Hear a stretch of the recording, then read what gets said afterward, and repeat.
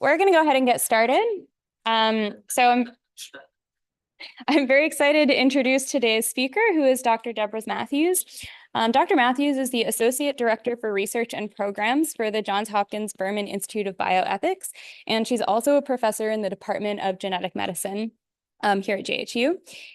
And additionally, she also serves as the Ethics and Governance Lead at the JHU Institute for Assured Autonomy. Dr. Mathews' academic work focuses on ethics and government issues that are raised by emerging technologies. So that includes things like genetics and stem cell research, as well as artificial intelligence, which I think is relevant to pretty much everyone here. In addition to her academic work, Dr. Mathews has also spent time at the Genetics and Public Policy Center, the US Department of Health and Human Services, the Presidential Commission for the Study of Bioethical Issues, and the National Academy of Medicine, working in various capacities on science policy. So let's welcome our speaker. Thanks so much for for being with us.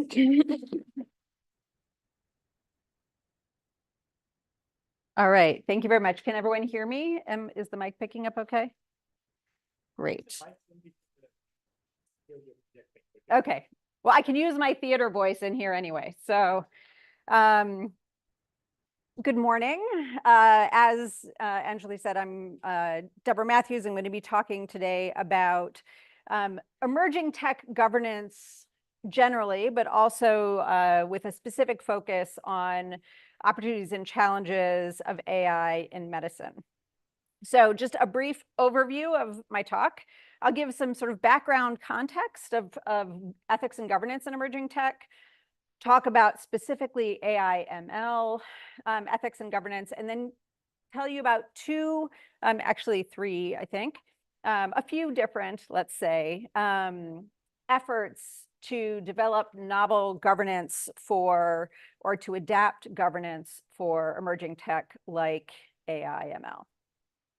So it is a truism that science is always ahead of norms, ethical norms and governance, right? Norms and governance are always sort of playing catch up. Technologies no longer stay in regulatory, market, or academic lanes. There's a ton of divergence and convergence happening between different areas of technology. As Anjali said, I work in genetics, stem cell science, neuro, all of the AI, of course, is now involved in all of those fields. SynBio, AI is involved in all of those fields. So we have two different emerging technologies that come with their own ethics and governance issues that are now completely inextricable, which have to be managed. Current laws, regulatory structures are no longer fit for purpose, right? The FDA, for example, was designed to govern a certain set of things. It has buckets of things that it can regulate and certain ways it can regulate, and AI is sort of blowing all of that up, and not just AI, right? So embryonic stem cell research, which is another area I work in, also sort of defied regulatory categories when it was first developed. In fact, we're in the process of revising our rules at the International Society for Stem Cell Research yet again, because the science is moving so fast that our model for overseeing the science no longer works. There's also increasing awareness that new technologies affect our societies in uneven ways. The risks and benefits are not distributed to all in the same way. Some populations and some groups receive the benefits disproportionately. Some receive the harms disproportionately. There's a long historical record of technologies being developed to benefit those who are well off, for example, medical surveillance technologies, and then those same technologies being shifted and used for surveillance and control in marginalized populations. Also, in this country, we have historically had a regulatory focus on individual benefit and harm, particularly in the medical space, but not only in the medical space. Whereas technologies today tend to have, many technologies have population level impacts that we don't really have the regulatory tools to assess or respond to. particularly in the health and medicine space, there is a shared goal of improving human well-being that creates a responsibility to actually attend not only to individual level benefits and harms, but also population level. But there's no mandate, or as I alluded to a second ago, real capacity to attend to broader ethical principles, meaning like justice and disparate harm, right? Population level effects that we just historically haven't had as much need to respond to in a concerted way. All right, so that's the sort of context into which AI ML has come. So of course, all of you wouldn't be in this field unless there weren't like tremendous potential benefits here and opportunities, right? So amazing potential to enhance human well-being, using AI to actually detect bias that gives us the capacity to respond to it, to detect population level effects, giving us the capacity to respond to it. AI to improve equity, for example, access to care, right? Lowering barriers to care in various ways. And of course, improved detection, diagnosis, treatment, et cetera. And there's not, I mean, AI is new-ish. Well, I mean, depending on how far back in the historical record you go. Of course, AI has been around for, ML has been around for a long time. But of course, the speed has accelerated in recent years in particular. But it doesn't create all new ethical issues, right? There are tons of very familiar ethical challenges that are also raised in AI, including concerns about informed consent. So the process of honoring individuals' autonomy, right? Individuals are ends in and of themselves. They aren't means to others' ends. People get to decide what happens with their bodies and their information. So that is absolutely an issue in AI, particularly given the vast needs for data. Concerns about privacy, incidental findings. So you go in looking for one thing, asking one kind of question, but you learn something else about the person. So the classic case here is you're doing imaging research in healthy volunteers and you find a mass, right? That's sort of the classic incidental finding. But there are many other kinds of examples of that, including in genetics and elsewhere. Data ownership and sharing, again, very data intensive science here. And in biomedical science, the sort of gold standard for data sharing are the FAIR principles. That stands for findable, accessible, interoperable, and reusable. Those are super important. Those are scientific values, right? Scientific values have shaped our data sharing in science. But that's not the only way to shape that kind of regime, right? There are also, for example, the CARE principles, which come from some of my indigenous colleagues, and that stands for collective benefit, authority to control, responsibility, and ethics. Also a set of ethical principles that could shape a data sharing policy, but I think you can appreciate that those two sets of principles will result in two very different kinds of data sharing policies. So who gets to decide what the policy is going to be and whose principles are shaping it? Concerns about dual use, of course, when a technology can cause both benefit and harm. The impact of early public failure, right? Right out of the box, all of those stories we saw as soon as ChatGPT became public about the tool trying to encourage that reporter to leave his wife and all of that kind of stuff. The Teslas running into ambulances, et cetera. Like that kind of early event shapes public response. And then importantly, and this is true across all of all biomedical technologies, is that many publics have no reasonable expectation of benefit, right? So in your risk-benefit calculus, because in this country in particular, we don't have universal healthcare and we don't have a right to healthcare, many folks, there is no reasonable expectation of offsetting benefit to offset the risk of contributing data.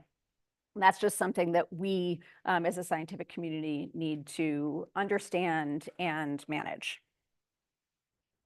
But of course, there is a unique constellation of ethical challenges that come with AI, including its scale, its pervasiveness, the fact that oftentimes it's happening in the background and we're not even aware that it's there.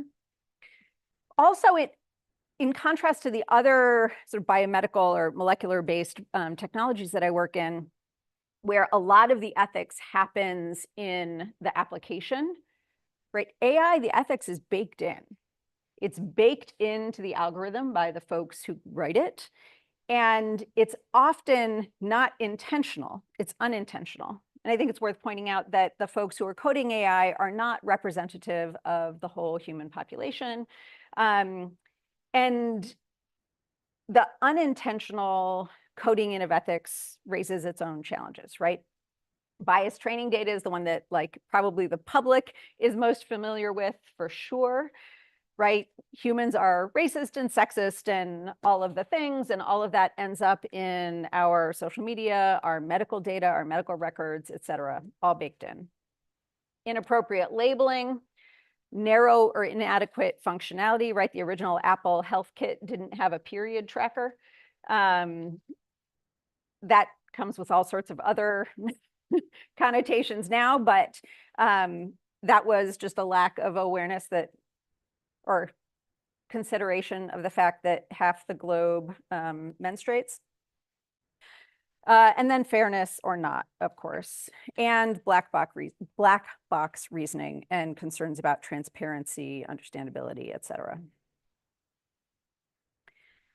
And I think AI comes in at a time with some additional contextual or structural challenges, right? Concerns about surveillance capitalism. We all know that we are the product, and that's shaping how we think about technologies. Everything, the sort of push to happen, for everything to happen faster, cheaper, and at scale. The mismatch between protections and risks, right? In this country, we don't have a general data protection policy. And I think in the AI space, for example, this has come up recently in transportation, with, right, the hoovering of data that's now affecting people's ability to get insurance or the cost of their car insurance that people are only now becoming aware of. Exacerbation of existing inequities, for example, in the criminal legal system, in sentencing algorithms, and our sort of the degree to which we've gotten used to click wrap, right? And the importance of understanding that consent and acquiescence are not the same thing, right? Like, I need this app because my university says I do, or my job says I do, or whatever. So I don't really have a choice. So it doesn't matter what those terms and conditions say. That's not consent. And then in the healthcare space in particular, concerns about the impact of AI-based tools on the therapeutic alliance, the relationship between the healthcare provider and the patient. And then finally, our brains just want to see agency and emotion. You know, the old, I mean, it's, I think from the 1960s or so, this experiment where little kids were shown like a circle being mean to a triangle and the square just stood by, and the kids thought the circle was mean, right? We see, our brains are built to see agency, which means these systems we're very liable to be tricked in various ways by these systems. I'm sorry, can you connect that back to the AI situation? Yeah, so one example in the healthcare space is algorithmic, either robots or systems that are used in elder care, and the building of one-sided emotional relationships between the individual and an AI. Yep. And of course, there are tons of examples. Obermeyer et al.'s 2019 paper is the classic, of course, right, where was a problem of inappropriate labeling that was brought into a healthcare system without full understanding of how the system worked. And it led to predicting, because it was based on predicting healthcare costs as a proxy for need. And we know that Black folks in this country, people of color, systematically have less access to healthcare. They do cost less, but they are in fact sicker because of the lack of access, in part because of the lack of access to care. So at a given risk score, Black patients were considerably sicker than white patients, which is not only a problem of sort of structure, but also inappropriate labeling, and also an example of exacerbating existing inequities, which I raised earlier. The Goodman et al. Paper came out in 2024. And this was testing of an AI-generated clinical summary tool. And they demonstrated that, well, first of all, clinical summaries are unlikely to fall under FDA's authority, right? It's just a summary of information. This is an example of the regulatory boxes we have being inappropriate for this new space. But you can feed this algorithm the same data set, and it would produce different clinical summaries, including different parts of the record, emphasizing different things, which could, of course, meaningfully affect an individual's care. So thinking really carefully about what procurement looks like, what kind of testing is done, right? Normally, we bring a new tool into the medical space, it goes through clinical trials. That's not true for lots of these tools. So there are systems that are not yet in place to ensure that the tools we bring into the healthcare system are doing what we expect them to do on day 1 and on day 30, 130, et cetera. And of course, there have been tons of initiatives on AI, ML, ethics, and governance. Just a few of them are listed here. But of course, all of these are basically ancient history at this point in the evolution of AI.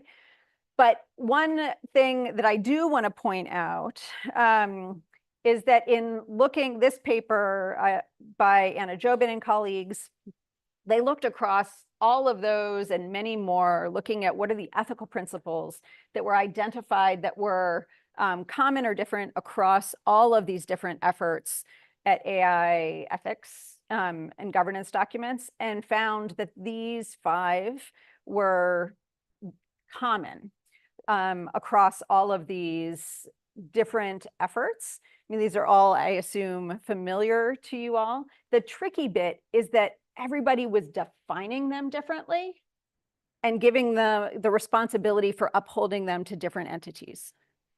So we can all say what the ethical principles should be, but we're defining them differently, and we don't know how to actually implement them in the governance of AI. Eventually, governments began to catch up. And this was one of the first efforts from the US government, the Blueprint for an AI Bill of Rights. And Alondra Nelson, who was the head of OSTP for a while, led this effort and actually spoke in this room a couple years ago now. Yes, Office of Science and Technology Policy. They did years of public engagement to produce this document, and talked not only to individuals, but communities, and including neighborhoods, social network connections, et cetera.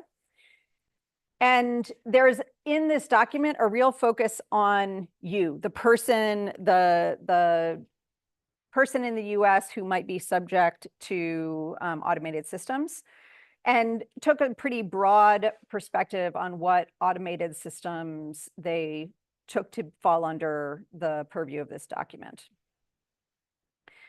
And they came up with these 5 guiding principles that I think it's important for folks in this space to be thinking about when they're developing systems, right? Of course, they should be safe and effective. There should be protections against algorithmic discrimination. You should be protected from abusive data practices via built-in protections, right? Not ad hoc after the fact. You should know that an automated system is being used and understand how and why it contributes to outcomes that impact you. And you should be able to opt out where appropriate and have access to a person who can consider your case, right? This is what our federal government said to the public you should be able to expect of automated systems. During that same period, when the Blueprint for an AI Bill of Rights was being developed, there was also a process going on at the NIH. I'm not going to go into depth on this, but this was NextRack, which is an advisory body to the director of NIH, and they did a report on data science and emerging tech in biomedical research. And I just want to point out a couple of points from the document. So 3 here, the NIH, in consultation with other federal agencies, should align its policies on data and research governance with widely held public values. NIH should encourage investigators to prospectively address bioethical considerations in emerging areas of data science, right? And this is a point that will come up again later in the talk, and actually I've already alluded to. The earlier in the process that you can anticipate and begin to respond to potential ethics issues down the line, the better, right? It is often easier to design in mitigation strategies to the technology than to deal with the fallout or to do an ad hoc correction or post-market correction after the fact, right? So dealing with the labeling issue sooner rather than adding a correction to the tech after, for example. Yeah. What do you mean by easier? It's easier, like it's, I understand that the conclusion of it is better, let's say, but is it really easier to think about everything beforehand? And, Fair, right? So maybe I should be more nuanced with my language, right? Because I have to say, most of the areas I work on, full disclosure, right? Most of the areas I work on are molecular biology based. That's my native language. I'm a human geneticist by training. I can't speak to the ease of, for example, dealing with the trade-offs between accuracy and usability across different populations, right? Yeah. Maybe the way I understood you was to say that if the eventual goal is to meet these expectations, then you better do them starting from the beginning. Otherwise, you'll build something and then have to go back and fix things. That's harder. And also, can I make yes, I mean, that is for sure true. And it then avoids any breaches of trust that might be caused by the initial thing. Yeah. I understood. Thank you, Sanjay. I think I understand it, but it's a complicated issue, right? Yeah. In law, in America, as I understand it, you have this other system, right? That you somehow make the law after something occurs. Right? The law is designed, and you do not try to think beforehand. Sorry, we don't try to think beforehand about every crime that could be possibly done, and design the law for the crime. So do you see maybe an analogy in this, or do you think it's totally different matter? So two things. First, absolutely, Congress in particular, right, is a reactive body. It's not so much a proactive body, particularly now with all the the political situation being what it is in the US right now. I would like to think that scientists and technologists don't have some of the political barriers that face politicians, and that it is in fact feasible to think in advance about, like, you're not going to get all of it right. Like, that's impossible, right? You're not going to get all of it right, but we could be doing better. Okay, thank you. Yeah. Yeah. Jason? As long as we're interrupting you with these kinds of questions. This slide is saying NIH should do this and should do that. Yeah. And there's a question now about what NIH is allowed to do given recent Supreme Court decisions when they weren't explicitly directed by Congress to do it. So I'm kind of concerned that there may be industry challenges to attempts to regulate industry. Yes. Yes, absolutely true. And yeah. Can we have a sidebar after? Totally.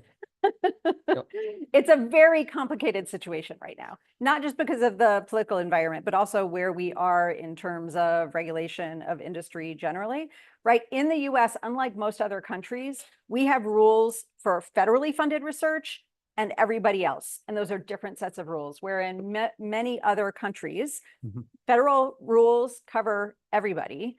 And it creates, in this country, an uneven playing field that has shifted dramatically over the last 20 years.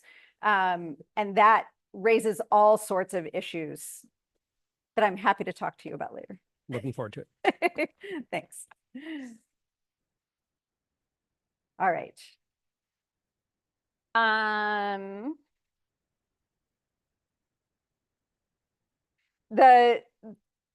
In the interest of time, I'm just going to focus on this last one here. NIH should support exploration of methods for providing benefits and return of value beyond returning research results to research participants in their communities when appropriate, as consistent with current regulations. This was an attempt to manage that. We don't have access to health. Lots of people don't have access to healthcare in this country, right? And communities and individuals are asking for benefit for themselves and their communities. We can't guarantee it through access to the benefits of the science. So we need to start thinking about other ways we can return value to balance the risk-benefit equation.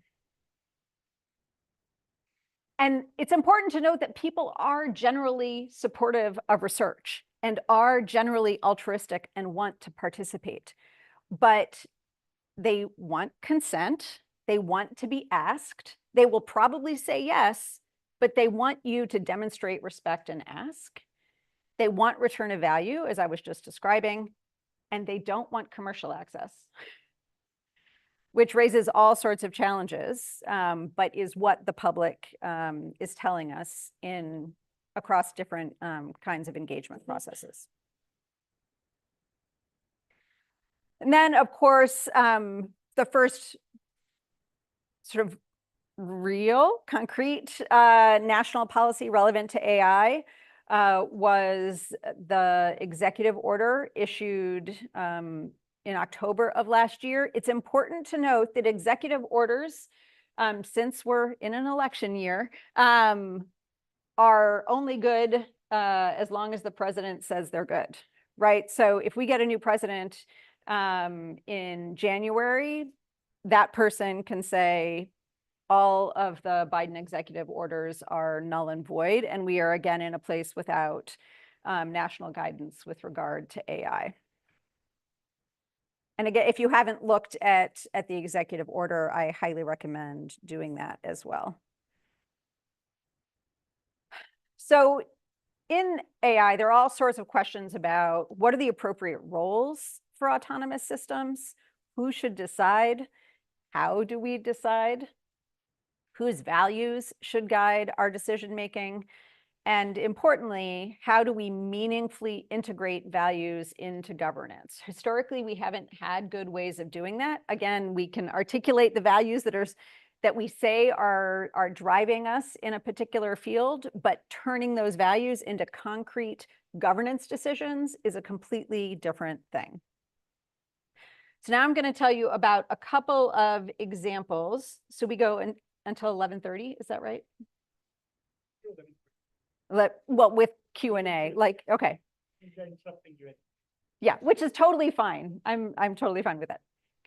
So I'm going to tell you about a couple of examples that I was involved with that are efforts to manage some of the challenges that I raised both in the context part of my talk and in the AI governance part. So this was this first piece, CESTI, the Committee on Emerging Science, Technology, and Innovation in Health and Medicine, was a standing committee out of the Office of the National Academy of Medicine, President's Office, Victor Zhao.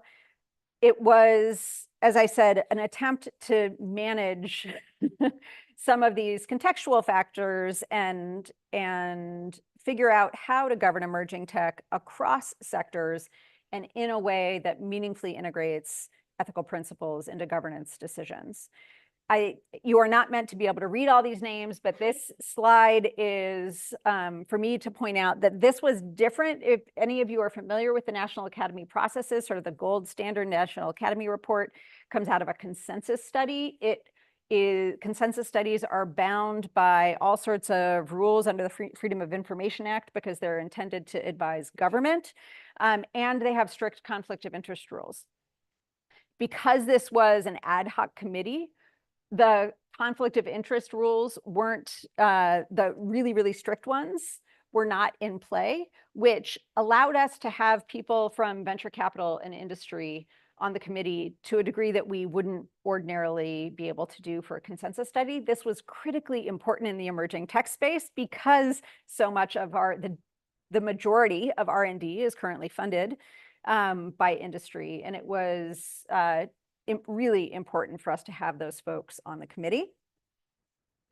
And we had a process for framework development that was both bottom up and top down. So the bottom up part was the development of a series of case studies that I'll tell you very briefly about that allowed us to look at examples of emerging tech that both have been evolving over time, but still have evolution ahead of them so that we could learn what kind of governance worked and didn't work and look across these cases to see what are similar themes and what are the differences, right? Emerging technologies tend to have similar trajectories.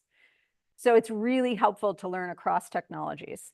The top-down part was, of course, the articulation of principles and values, and then start that concrete thinking about what does it mean to implement ethical principles in policy decisions. And then we also did some visioning or imagining a future for these technologies so that we could further tease out the kinds of things we're concerned about. The case studies had a consistent structure, again, to allow comparison across them, and the structure is listed here. We looked at 5 sectors. Each of these technologies, we looked at how that technology was playing out in academia, healthcare, the private sector, government, and the volunteer or consumer sector, because a number of these technologies have a strong DIY component, right, or do-it-yourself component that we thought was very important to capture. These case studies are all published in NAM Perspectives, and I have a list of citations at the end of the talk, so if you're interested in reading any of this stuff. Important to note, there are lots of different ways you could break down the sectors. None of them is perfect. There will always be overlaps, but this is the way we chose to do it. Our first case study was on neurotech, transcranial direct current stimulation in particular. It's a non-invasive neurotechnology that's portable, relatively inexpensive, relatively safe. It's been around for a long time, but there's been a dramatic increase in interest in the last decade or so, and it's used across a range of sectors, including direct to consumer and including DIY. So not only can you buy devices like this on Amazon, you can also go to Reddit and get instructions for how to build your own so that you can modulate your own brain. So really broad use cases, only a couple of which are regulated by FDA. So lots of interesting aspects to explore. And our visioning piece was BCIs in the workplace, which we came up with before severance was a thing. But then severance came out and gave us like, we can just point to that. The second case, because our work started in January of 2020. So we had one in-person meeting and then the rest of our work was remote. So telehealth became quite important to us and became our second case study. Even though it's a platform technology, it's not a particular technology. It raises a whole bunch of issues that we thought were important to incorporate in our thinking. And also a ton of sort of evolution, not only during the pandemic, but from pre-pandemic, in the 30 years before the pandemic, the way people were thinking about telehealth changed dramatically, including a shift from efforts trying to expand access, for example, to access to medical care and specialists, et cetera, to folks in rural areas or being deployed on deployment for the military, to controlling costs, right? Which is a big shift in the way that folks have thought about telehealth. And of course, there was a radical expansion during the pandemic and was an example in particular of the degree of regulatory flexibility we actually have if we're willing to use it. Right? There were a whole bunch of rules that were like, oh, the rules actually said we could do that. We've never done it before, but it highlighted that for us as well. And then the third case, which was the most complicated, was on regenerative medicine, where human tissue is used as treatment, which is also a very different kind of example that we wanted to ensure that we included. A rich and varied governance history, also used in both research and clinical care, but with a lot of sort of unregulated clinics all over the world, including here in the US, offering regenerative medicine treatments for whatever ails you. And there are significant equity issues here because there's not all new technologies come with financial barriers to access, but cell-based technologies also come with biological barriers to access because they're based in human genetic variation, which raises a whole other set of issues not present in the other cases.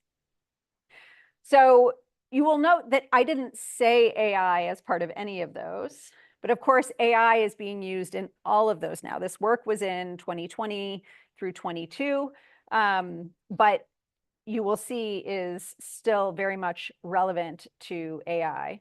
So these are just a selection of some of the common themes across our cases. That regulatory nimbleness that I mentioned previously, the value of an ecosystem approach to governance, because otherwise you're playing whack-a-mole every time a technology pops up in a new space.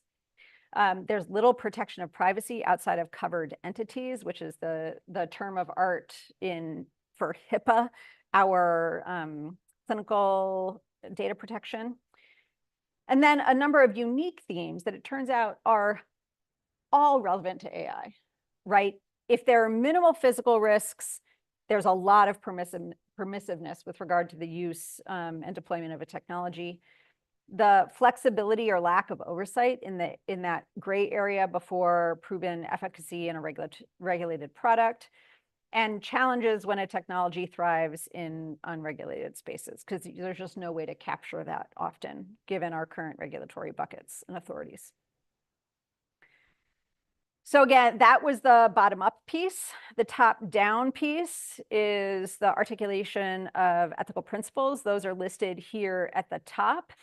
And then in the pieces of the figure below that are our attempt to start being clear about how you take guiding ethical principles and actually translate them into governance decisions about both how policy is made and what policy is made. This is all, like, everything I'm talking about is published. And this is a figure from a published article. Again, that the citation is at the end. So thinking about, for example, engagement and how policy is made, engagement with the public and responsiveness addresses both fairness and collective good, commitment to quality science and evidence-based, collective good and individual good both, sustainability of a technology, which is a big issue in AI, right? Also addresses collective good. So really thinking about how those principles play out in the kinds of decisions you're making about governance. And then there are a whole bunch of, and this is an incomplete list, but policy tools that can be used, right? Funding conditions, accessible information, dedicated funding for equity, direct regulation, pre and post-market, right? New tools for assessing impacts on equity, for example, post-market, and regulatory responses to those. So out of that work, we articulated a set of framework elements that are listed here. Yeah, please. The question was, if you go back to the previous slide, I was wondering, there's dedicated funding for equity. Yeah. I've always thought this is necessary, but how does one realize it? Meaning, is every grant meant to have a certain percentage funded from this fund, and unless you address it, you won't get it? Or No, how does one do this? The way that we thought about that, both in this work and quite explicitly in the consensus study that followed, that I'll get to in a second, is about portfolios, right? Okay. Every single project is not necessarily going to have a focus on equity, and it wouldn't be appropriate. But like, if you're looking at a very basic pathway that is evolutionarily conserved from, you know, worms to us, equity considerations don't necessarily apply. But in a portfolio of funded projects, right, we can think about what the distribution of benefits and risks looks like there, right? And we also had lots of conversations about basic versus translational research and how to think about that and what kind of standards you should hold basic research to, like blue sky basic research to versus translational work. And absolutely, the standards are going to be a bit different, but I don't think you let the basic scientists off the hook entirely, right? Because it's science. If you knew where it was going, you wouldn't be doing it. And it turns from basic to translational with an experiment.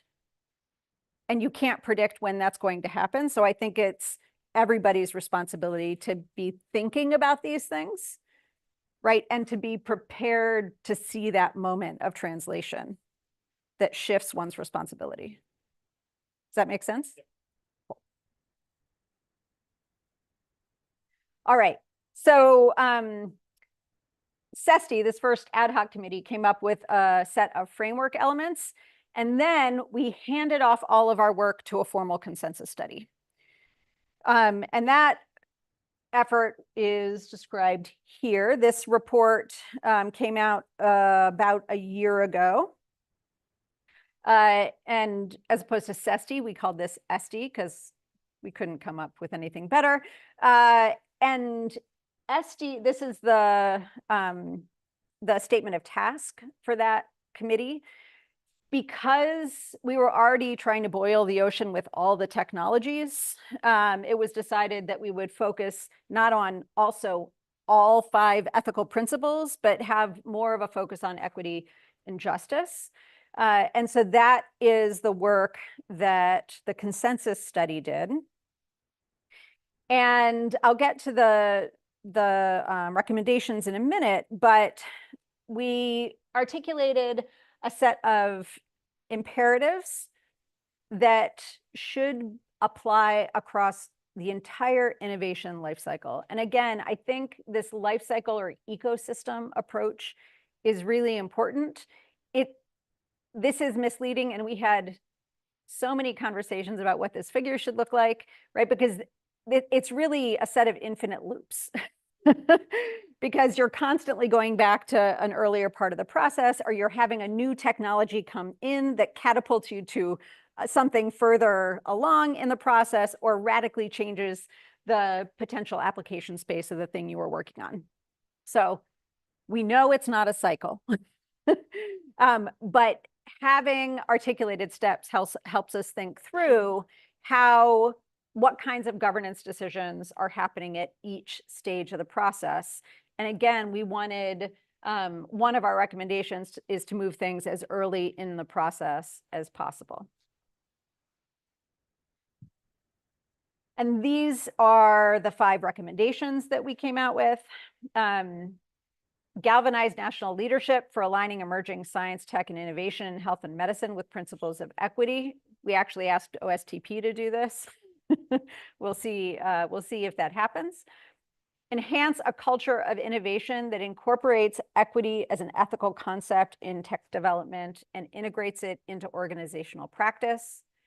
Incentivize the alignment of innovation with equitable benefit. Empower diverse communities to participate in the innovation system, and invest in developing equity science for technology innovation. That's the point that I made earlier, that we don't actually have governance tools to assess impacts at the population level, and it's a call for that. And then we go further because the number of National Academies reports that have just like sat on a shelf is high. So we wanted to start to do a bit of the translational work, like here are our recommendations, but this is what it would actually look like to build that out and translate that into work. And I have not included all of this here. I am like 4 slides from the end. But for researchers and organizations that conduct R&D, demonstrate organizational commitment to equity, develop guidance and standards for training, use best practices for co-designing research, meaning going to the communities that you're trying to impact and asking them what they need and what benefit would actually look like, and including diverse perspectives on review panels, et cetera. And then I also wanted to share our recommendations directly for folks in the tech transfer space, because of the importance of that, not only to academic institutions, but to others as well. Expand engagement with research and social science experts to understand ethical and equity considerations associated with new intellectual property. Right? Like scientists and technologists, you go into that because that's what you care about. You don't necessarily think about this other stuff all the time, and that's fine. We're not expecting you to become expert on everything. We're just asking you to collaborate. So reach out to folks who know more about this than you do.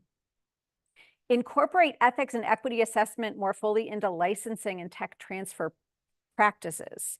We don't often think about, for example, if you're licensing something out of Hopkins, ensuring that benefit comes back to the patients at Hopkins who contributed to the research in the first place. We can do that in our terms, but we historically haven't. And then periodically, and here's the point that I made to you, one version of it, right? Periodically undertake portfolio analyses for alignment with equity aims to inform decision-making. Again, it's not about one particular application or project, but about the portfolio over time and what that looks like. And that's it. So here are the citations for both the National Academies work and some of the governance documents that I shared during my talk. Thanks so much.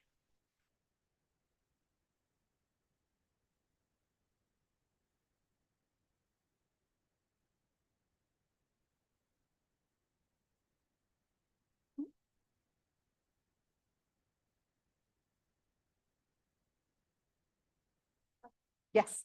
Yes, thank you so much for the talk. It was very interesting. In your opinion and experience, looking forward for somebody looking to get more involved in the field of tech governance, responsible deployment, et cetera, and given government's somewhat constrained power and industry's general lack of accountability, do you think it is more effective to affect change from the government policy regulation side of the world, I guess, or from influencing industry from the inside, so to speak? Where do you see the field sort of growing the most and developing the most in the future?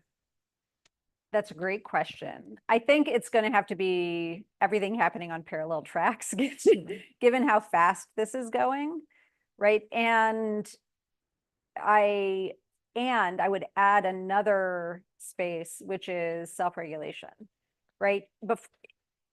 And what is happening already, which is state and city level regulation, right? This happened in the regenerative medicine space when we were first doing embryonic stem cell research, and there was tons of policy debate about it because you have to destroy human embryos to make embryonic stem cells. This is morally and ethically fraught, and lots of disagreement about the appropriateness of that. And the federal government said, we will fund this small set of research, but we're not going to fund this other stuff. And states stepped in. So California dove in. Maryland also uses state dollars to fund embryonic stem cell research that was not otherwise fundable by the federal government. And now, because of the slowness with which the federal government moved on AI, cities and states are stepping into that void.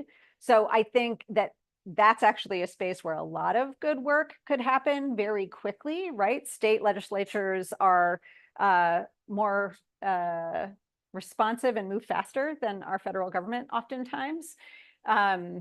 Plus efforts at self-regulation that can fill spaces, and that happened in regenerative medicine as well, that can fill voids in advance of robust sort of umbrella kind of regulation. What incentives, as a follow-up question, if you don't mind, what incentives do you imagine motivating that self-regulation?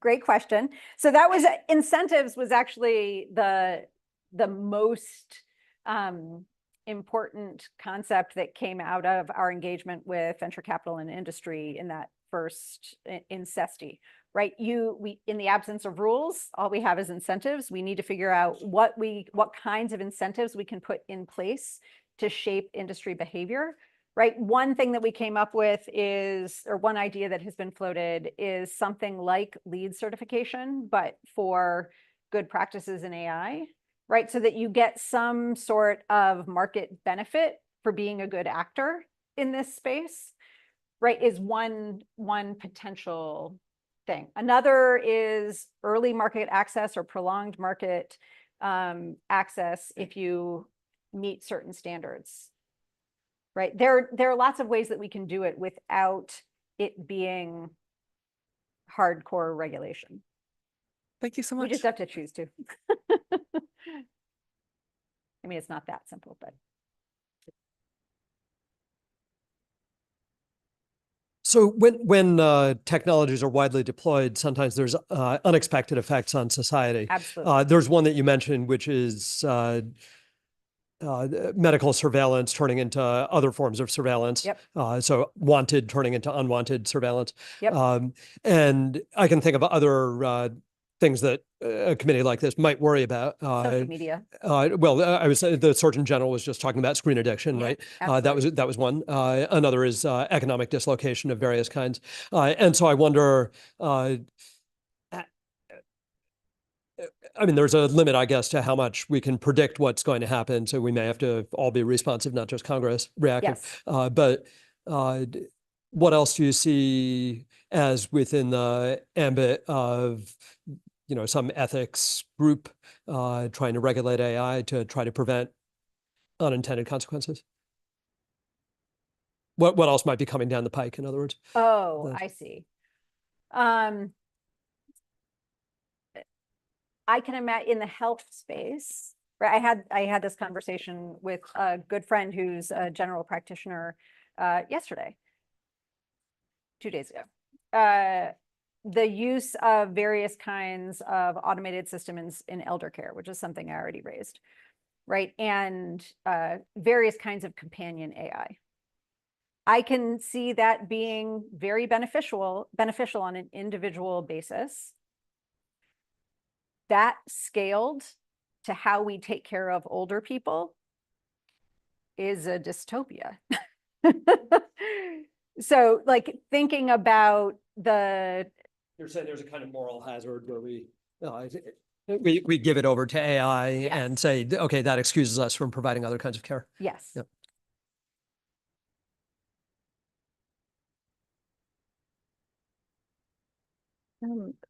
So I see that there are like several things that are important, but how is the agenda dictated? How do the government or the governance really prioritize all the things that we need to take care of? Because for me, it seems that, oh my God, there are like so many, right? Yeah, absolutely. And I mean, prioritization is, of course, a huge issue, but it's also not just one actor who's is responsible for responding, right? What we really need is a ton more coordination than is happening now, and communication across different actors who are trying to regulate in this space or trying to govern in this space, right? Regulation is one kind of governance. It's not the only kind of governance. And the fact that it's hard to prioritize doesn't excuse us from trying, right? Like we have to start. And as I said to one of the other folks who asked a question, like we're not going to get it perfect, and that's fine. We need to make forward motion, right? We need to be working towards solutions. And there are lots of actors working towards solutions, and we just need to we need to have systematic ways of, particularly government actors, systematic ways of communicating about what's being done, what are the problems that are raising, what's worked, what's not worked, so that we can be as efficient as possible, so that we can get through our list of things more quickly. I'm sorry, that's not a satisfying answer, I'm sure. I have another question, if you allow me. So is there like a fast response committee or something like that? Because AI advances so fast that the risks are already there and we don't see them. So is there something like that, let's say a group of different people from different backgrounds get together, I don't know, daily or something like that? Not that I'm aware of. It could exist, and I'm not invited. That's fine. But and that would be true at different levels too, right? I could see that having such a committee at the Baltimore City level, or at the Maryland State level, or at the federal, or at the Hopkins level, right? I mean, we have procurement and deployment questions in all of these different spaces that need to be attended to. So like one committee could not handle and would not be appropriate, right, for all of those different levels of deployment and use. Go ahead, Anjali. I have a question. So I have a question about where potentially AI should be regulated, like at which point in the pipeline. And so I'm thinking about, you can have restrictions on what kind of data you can feed into models, but you can also have restrictions on the technology itself. Like you can't build a model that's bigger than some number of parameters, those kinds of restrictions, or a lot of the regulation could really be on the use case side, that, you know, OpenAI releases some big model and someone else uses it to manipulate elections, and then is the person who broke the law is the one using that model, not like OpenAI for having deployed it. So I feel like in AI, a lot of these are kind of open-ended debates, and I'm wondering if there's parallels in other spaces, like perhaps in the bioethics side, about like where has, you know, this shouldn't be a totally new question of how to handle this in the AI space. So are there sort of parallels and like lessons we can draw from some of the other areas? Yeah, for sure. And I mean, that's what SESTI and ST were trying to do, right? And that is why, I mean, my answer is it should be happening in all of those, at all of those points, right? Because there are going to be different questions at all of those points. There are going to be different levels of predictive accuracy at all of those points, right? There are going to be more questions or more or less questions at all of those points. But in general, at the point of use is too late, right? Insofar as we can move those questions upstream and be asking them in a regular sort of way, right? And we developed in ST, I didn't show it to you, it was on that framework slide. It said heat map, which I didn't mention at all, but that was, we developed a preliminary tool to try to address your question, basically, that is an effort to get folks thinking at all of those different stages. Okay, what are the equity questions I need to be asking here? What are the collective good questions I need to be asking here? And articulating some of those, and not asking you to say, like, this is exactly, you know, not asking you to quantify, but like, is this an area of high concern for this technology right now, low concern, or sort of moderate concern? And across a whole set of questions, if you do that, you'll get a sense of what are like the hot spots for attention right now at this stage of development for this technology in this context. But those are a set of questions that different actors need to be asking at all of those points. And the tricky bit is the incentivizing the asking of those questions and then actually responding to the signals you see in a meaningful way. Yeah.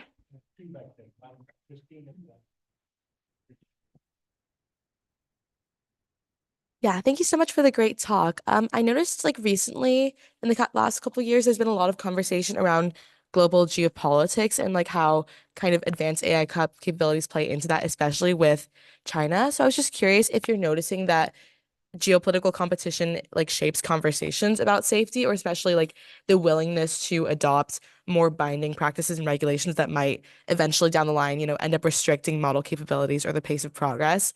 Like, are you noticing that kind of geopolitical lens subconsciously or consciously affecting how people see the future of AI governance? Yeah, absolutely. And I'll give you two specific examples. One is on, I mean, there are certain restrictions on what data can be shared, et cetera, and that's affecting scientific collaboration, right? So I'm on a huge, and this actually isn't AI specific, but it's the geopolitical, particularly with China, concern. I'm on a big project called the Earth Biogenome Project that's attempting to sequence all eukaryotes on the planet. So small effort. And where we get those organisms sequenced and how those data are shared are running up against federal policy that restricts what we can share with countries overseas. The other example is in the defense and security space, where absolutely people say, well, China's going to do it, so we have to, right? And that is a challenge, right? And that happens not specifically with China, but someone else will do it. So shouldn't we be doing it here is something that regularly comes up in emerging tech. And there I would say we can do it in a way that, or if we're going to go forward with it, we need for it to be shaped by our values, not the values of the adversaries we're afraid of.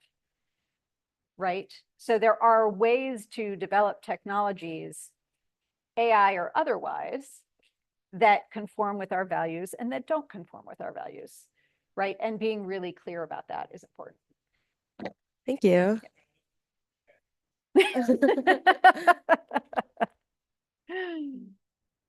Thank you. Yeah. Hello. I was kind of more curious about like I'm been thinking about the ethics of like a certain like group being okay with something or not. And then like in sign language, there's been a lot of talk about like the ethics of like interpretation for that and like the new technologies that are coming out. And that's been something I've been thinking about a lot, especially because like coming from the deaf community and having deaf parents, I've noticed that like while there are some groups that like will say that like yeah, we want technology to translate, you know, sign language into English. There's a lot of like people worried about the potential almost erasure of that kind of connection and community. And I was just kind of wondering what your thoughts about that were and like the ethics of creating a technology like that. Yeah, thank you for the question. So this is an issue that has come up in has been an issue in genetics for a really long time, right? In the context of who gets to decide, right? There's this notion of nothing about us without us, right? You need to, a bunch of hearing folks with no experience with the deaf community shouldn't be developing technologies that they think the deaf community or whichever community wants to solve a problem that they think that community has without engaging with that community about, you know, is that even true? Is this a technology you want, et cetera, right? And that's critically important because there are concerns. And again, I'll use a genetics example, right? So Down syndrome is a condition that's caused by an extra chromosome 21. And well, actually, let me stick with the deaf community since you brought up that example, right? So there are many folks who are in the deaf community, in the big D deaf community, who identify with deafness as a culture. It's not a disability, it's a culture, right? They have their own language. They have their own schools. Gallaudet is in DC. It's a great university for those who are deaf and hard of hearing. And they don't consider themselves disabled. They consider their environment disabling, right? In spaces built for them, they are fully functional, just like everybody else in the world. It's when they go out into the hearing world where the world isn't built for them that they become disabled, right? And so any efforts to correct that thing that they view as culture, not disability, is offensive, right? And so, which is why it's really important to understand the community that you want to work with and understand what their values and interests and needs are, not what yours are. Yeah. So like follow-up question, how would you determine something like that? Because there's been a lot of conflict, not just in like the hearing community, but also in the deaf community about if this should be done, like this kind of thing should be done. And I was just wondering, like from an ethics standpoint, how do you move forward in this case? Yeah, so I mean, the deaf community, like any other community, is not monolithic, right? And this is a challenge we face in the US all the time in a pluralistic democracy where we have lots of different views. And it's always going to be the case that someone is unhappy.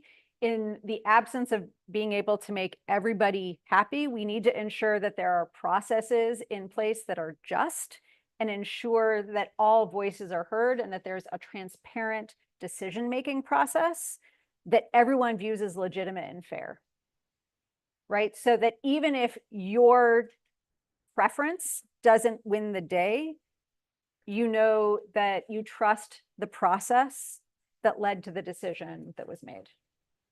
Thank you. You're welcome. Yeah, let me ask you one quick question. I've been waiting for it.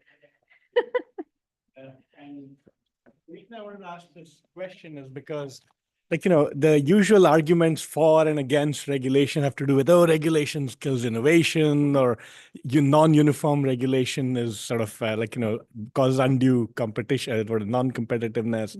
And then, of course, the arguments for regulation are, look, profit-motivated companies are never going to worry about things, and airlines will fly where there is traffic and ignore these so-called flyover states and all the usual stuff. In the work you did with CESTI, since there were people who had the conflicts of interest potentially in there, did people agree on, like, you know, what kinds of values are best promoted by regulation and what kinds are better promoted by not regulating but incentivizing?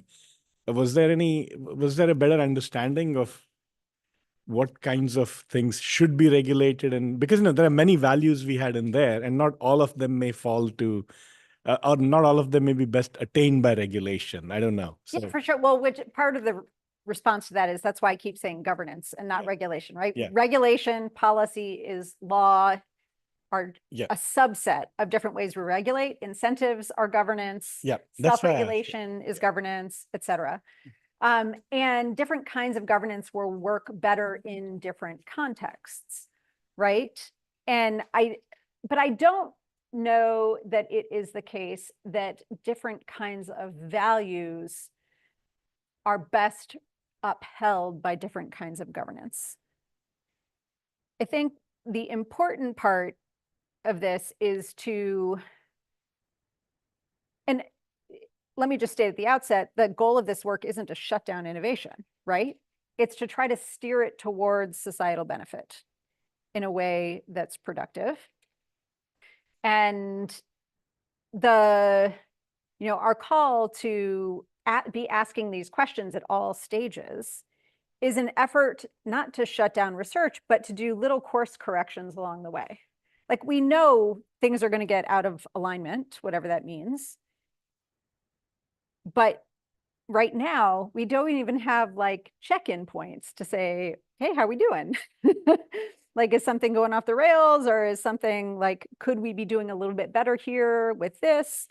Because once the thing is out in the world, shifting it is infinitely harder than minor course corrections earlier in the process, right? So it's really just about a reflective governance process that's asking questions along the way and has regulatory responses to the answers, right? So that all along, we're trying to keep it sort of within guardrails, as opposed to waiting till it's way off to the side and trying to drag it back to the middle. Great. Let's take a question. So let's invite you. Take